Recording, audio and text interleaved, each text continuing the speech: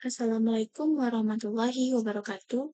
Saya Yola Syafina dengan NIM 2300220 dari sesi 197 mata kuliah Manajemen Humas. Di sini saya ingin mempresentasikan materi Manajemen Humas yang berjudul tentang Marketing dan Public Relations.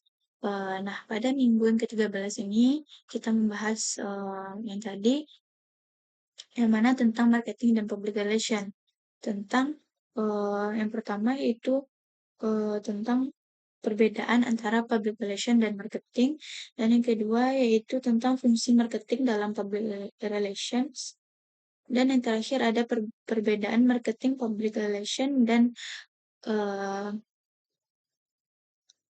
public relations. Nah, langsung saja uh, saya presentasikan, yaitu yang pertama tentang perbedaan antara public relation dan marketing. Nah, marketing atau pemasaran itu adalah proses yang melibatkan perencanaan, pelaksanaan, dan pengendalian kegiatan yang bertujuan untuk menciptakan, mengkomunikasikan, dan memberikan nilai kepada pelanggan. Nah, menurut Seitel, marketing adalah upaya menjual produk atau jasa melalui pricing, distribution, and promotion, yaitu strategi pemasaran 4P yang merupakan kerangka kerja apa yang digunakan perusahaan untuk memasarkan produk dan layanan kepada konsumen tersebut. Nah, public relation itu adalah uh, pemasaran organisasi dengan menggunakan unbiased and objective third party endorsement. Jelas dari definisi ini, menurut Seitel tadi menekankan pada alat yang digunakan pada marketing dan public relation itu, yaitu harga, distribusi, dan promosi pada marketing dan dukungan pihak ketiga dari PR.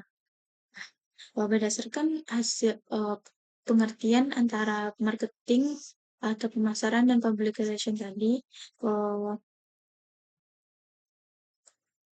mereka mempunyai tujuan utama, ada 5, yaitu yang pertama tentang tujuan utama.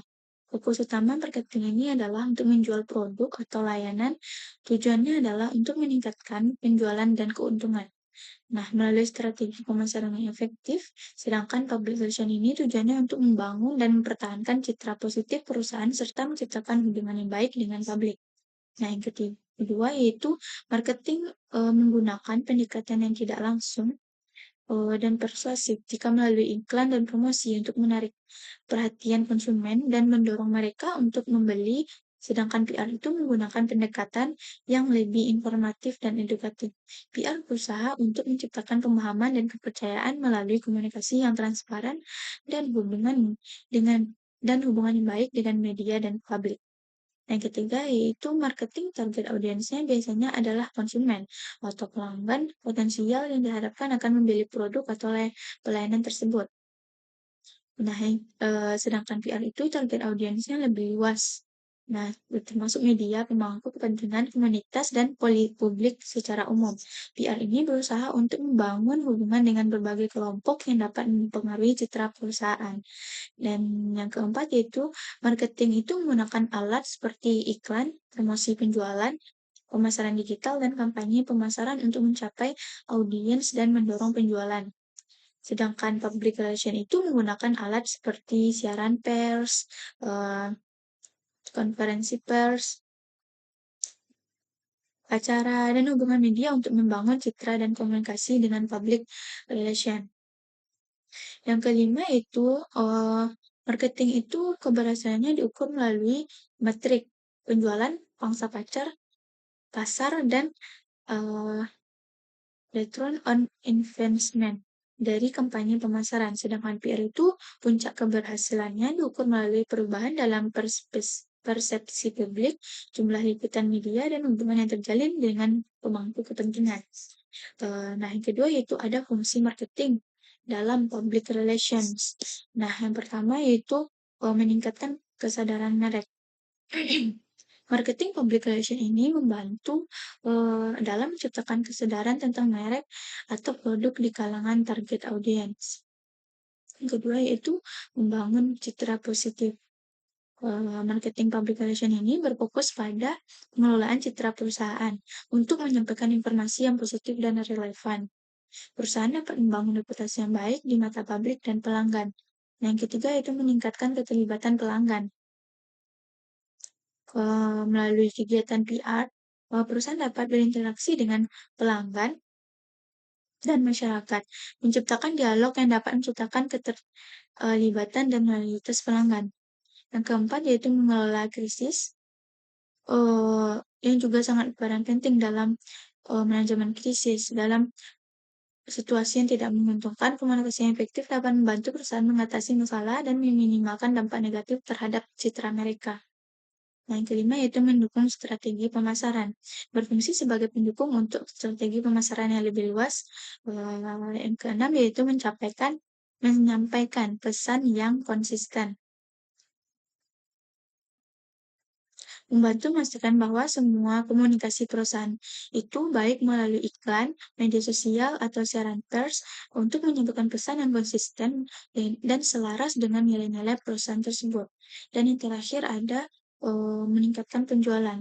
Nah, sebelumnya dengan membangun citra positif dan meningkatkan kesadaran merek tersebut, marketing public relation ini dapat berkontribusi pada peningkatan penjualan. Ketika pelanggan memiliki kepercayaan terhadap merek, mereka lebih cenderung untuk melakukan pembelian tersebut. Nah, ada juga fungsi marketing dalam public relation menurut Sulaksana tahun 2005, yaitu yang pertama tentang mendukung peluncuran produk, yang kedua membantu repositioning produk, yang ketiga yaitu mempopulerkan kategori produk tertentu, yang keempat mempengaruhi kelompok sasaran tertentu, yang kelima membela produk yang berada dalam masalah, yang keenam yaitu membangun citra perusahaan yang nantinya ikut mempengaruhi citra produk tersebut. Dan yang terakhir materinya yaitu tentang perbedaan marketing public relation dan corporate public relations. Nah, itu yang pertama ada marketing public relation.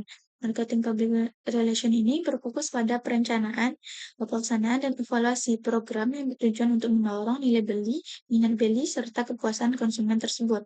Nah, marketing public relation ini berusaha untuk menyampaikan informasi dan komunikasi yang meyakinkan tentang produk atau layanan yang akan ditawarkan, sehingga dapat memenuhi kebutuhan dan keinginan konsumen. MPR ini lebih terarah kepada strategi pemasaran dan komunikasi yang mendukung penjualan.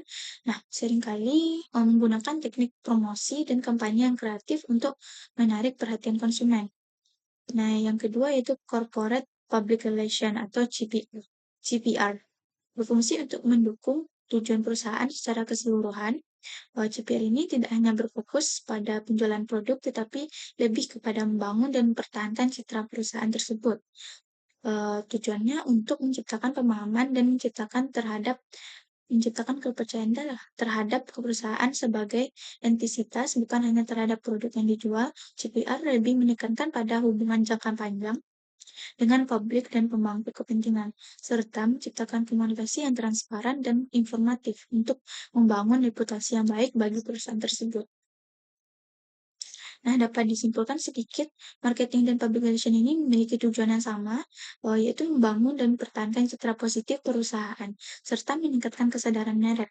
Keduanya itu berkontribusi pada pencapaian tujuan bisnis yang besar, seperti peningkatan penjualan dan loyalitas pelanggan. Keduanya harus bekerja sama untuk memastikan bahwa pesan yang disampaikan kepada publik konsisten dan harmonis, menggunakan saluran komunikasi yang sama untuk mencapai audiens yang diinginkan. Nah, PR ini mendukung kegiatan pemasaran dengan menciptakan buzz dan minat di sekitar produk atau layanan. Sementara marketing dapat memanfaatkan citra positif yang dibangun oleh public relation untuk meningkatkan efektivitas kampanye. Nah, baiklah hanya itu, materi yang dapat saya sampaikan pada minggu yang ke-13 ini dari mata kuliah manajemen humas. Jika ada salah kata atau, salah bahasa yang saya sampaikan mohon maaf. Saya akhiri dengan Assalamualaikum warahmatullahi wabarakatuh.